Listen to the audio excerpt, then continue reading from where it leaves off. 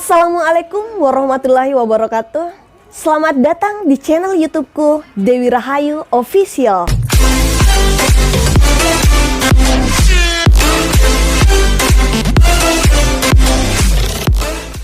Konten pembelajaran kita hari ini yaitu teks laporan percobaan materi kelas 9 jenjang SMP tentunya.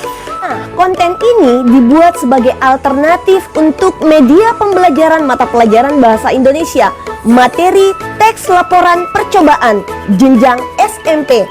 Maka dari itu, sekiranya ada Bapak Ibu yang ingin menggunakan video pembelajaran ini, silakan Bapak Ibu mengembangkan sesuai dengan bahan ajar yang digunakan di sekolah masing-masing tentunya. Baik, kompetensi dasar untuk video pembelajaran kita hari ini yaitu KD 3.1, mengidentifikasi informasi dari laporan percobaan yang dibaca dan didengar.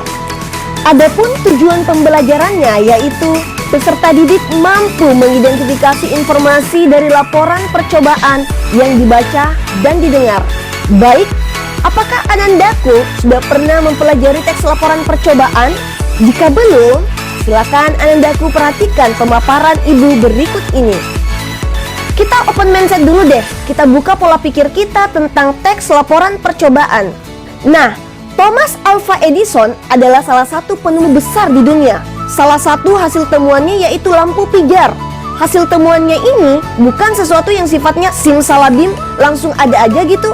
Tapi Thomas Alva Edison melalui beberapa kali percobaan hingga menemukan lampu pijar.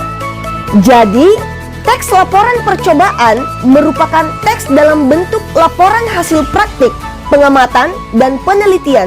Senada dengan itu, dapat juga kita definisikan bahwa teks laporan percobaan adalah teks yang menyajikan informasi mengenai hasil percobaan yang diperoleh melalui percobaan dan analisis yang sistematis dengan apa adanya. Teks laporan percobaan ditulis berdasarkan percobaan yang telah dilakukan sebelumnya. Data dalam teks laporan percobaan didapat setelah pengamat atau peneliti melakukan percobaan secara sistematis tentunya. Kegiatan percobaan atau penelitian ini digunakan untuk memperoleh pengetahuan dalam bidang ilmu alam, psikologi, atau sosial. Nah, sekarang kita masuk ke ciri-ciri teks laporan percobaan.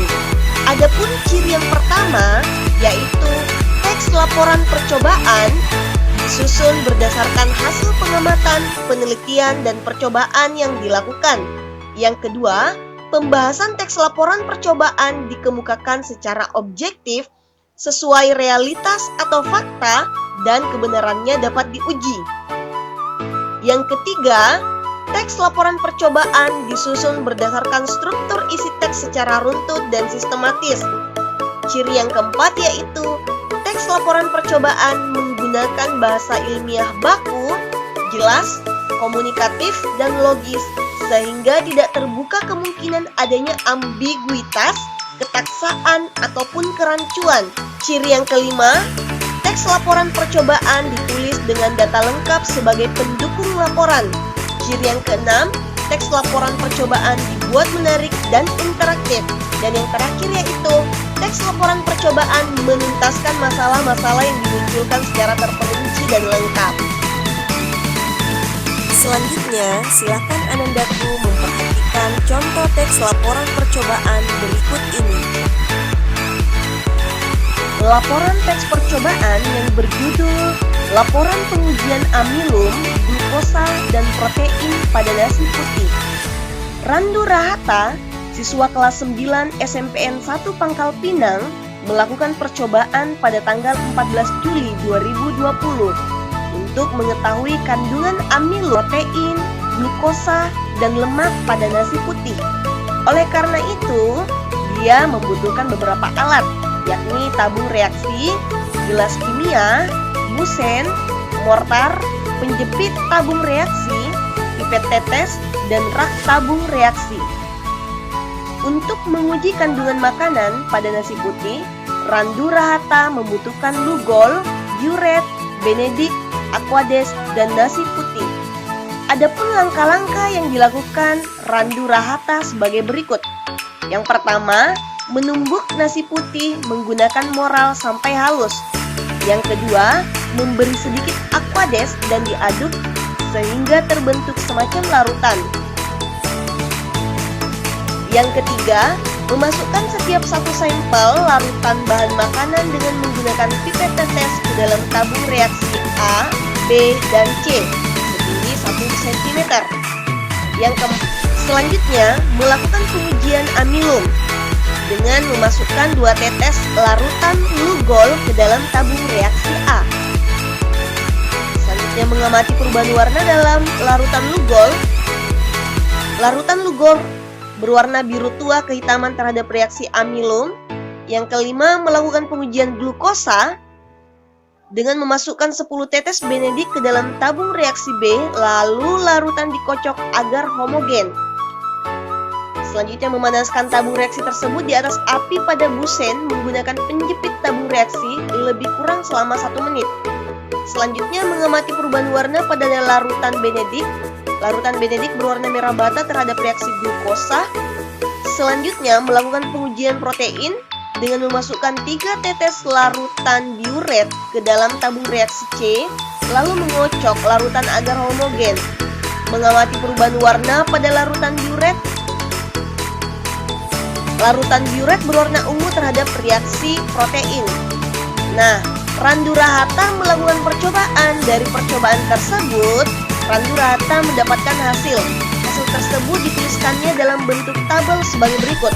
Bahan yang diuji yaitu nasi putih, Lugol biru tua kehitaman, diuret biru muda, benedik biru tua.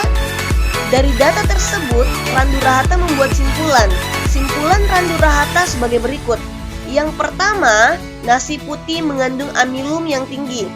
Yang kedua, nasi putih mengandung glukosa dan protein walau hanya sedikit.